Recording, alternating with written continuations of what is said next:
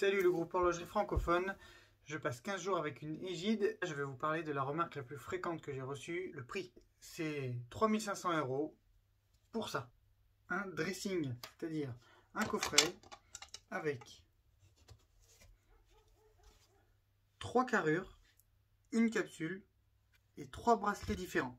Je vais essayer de vous expliquer d'où sort ce prix, qu'est-ce qu'il implique. Premièrement, c'est le coût de la recherche et du développement. C'est un truc où tu développes un produit alors que tu n'en as pas vendu un seul, ça te coûte de l'argent. Henrik, en plus, quand il a conçu cette montre avec ses partenaires, il a dit « Moi, je veux une montre qu'on puisse transmettre à ses enfants ». Ça veut dire que quand tu sors un produit avec ce discours-là, tu n'as pas le droit à l'erreur. Les premiers modèles doivent être fiables à 100%. Il n'y a pas d'ajustement a posteriori, on ne fera pas avec un rappel, on ne fera pas avec du SAV, non. Et donc, la fiabilité visée, elle implique une précision de ouf. Pour le système Evol, je le prends,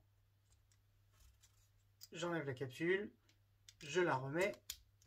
Ça, c'est un cycle. Ils l'ont testé 10 000 fois. Si on change une fois ou 2 fois par jour, vous voyez le nombre d'années que ça représente.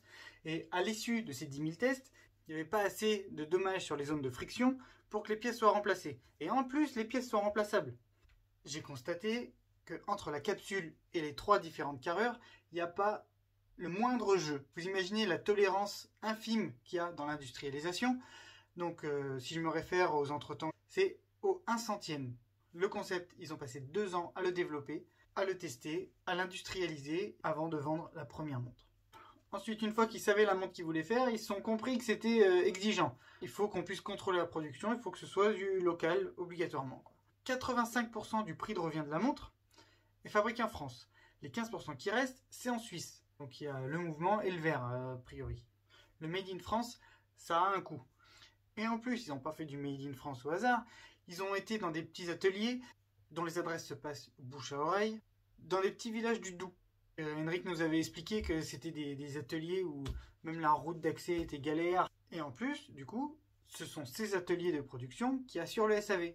Niveau confiance, ça va. Tu veux une montre que tu transmets à tes petits-enfants, tu t'instaures tout de suite une image de fiabilité. Quand tu produis en France ou en Suisse ou en local, c'est plus cher, mais c'est mieux. Donc le prix, pour résumer, il est cher. À ce prix-là, on trouve des Tudor, Breitling, Tag, mais il s'explique au-delà d'un positionnement marketing. Il s'explique par le coût de la recherche et développement, le coût du Made in France, mais la qualité de fabrication est à la hauteur. Par contre, ce prix implique une approche différente de la montre. Au départ, Égide a visé une clientèle qu'on pourrait qualifier de élitiste. Elle n'était pas destinée aux passionnés. Les médias qui en faisaient la pub, c'était des médias tout public. Après, on a fait l'entretemps avec Henrik Gaucher et Aymeric Delalande. On a vu que les montres étaient conçues avec passion. On a vu que ces gens-là étaient passionnés. Donc ça a rendu ces montres quand même plus intéressantes pour nous et ça a piqué notre curiosité. Les passionnés tels que nous, on a une approche différente. C'est-à-dire qu'on ne se contente pas forcément d'une montre. On ne garde pas forcément les montres toute notre vie, on n'en fait pas forcément un héritage. Et on achète des montres au-delà de la raison, au-delà du budget. C'est pour ça que le prix doit être mis en perspective avec le prix de revente. Là, pour Égide, c'est inconnu. La marque n'est pas connue et il y a très peu d'annonces. C'est pourquoi, à mon avis, ces montres-là satisferont mieux un passionné qui garde ses montres.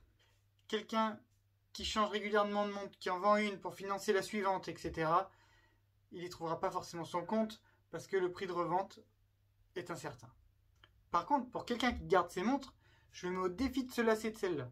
Ce concept m'a vraiment plu. Tu adaptes ta montre aux tenues, aux humeurs. J'ai déjà changé plein de fois le bracelet, ça change pas l'allure de la montre. J'ai aussi modifié des Seiko. Voilà, tout changé, mais ça se fait pas en 30 secondes après s'être brossé les dents le matin, quoi.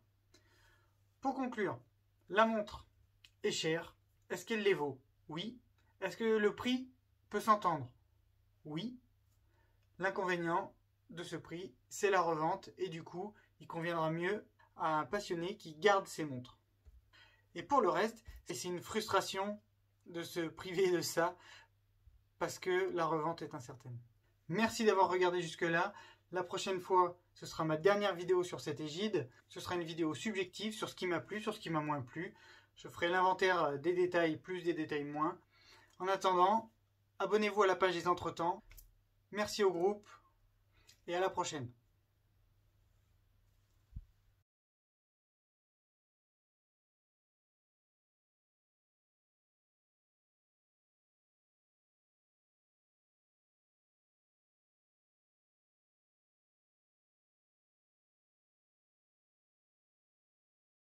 Et là, je vais vous parler de la chose.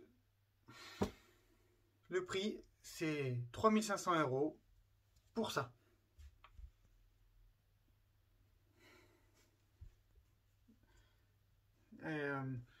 Habilité qui est... Bref, le concept, ils ont passé 200 à le développer, 200 à le tester, 2 ans. Le concept, ils ont passé 200. Le concept, ils ont passé 2 ans à le développer. Le concept... Putain.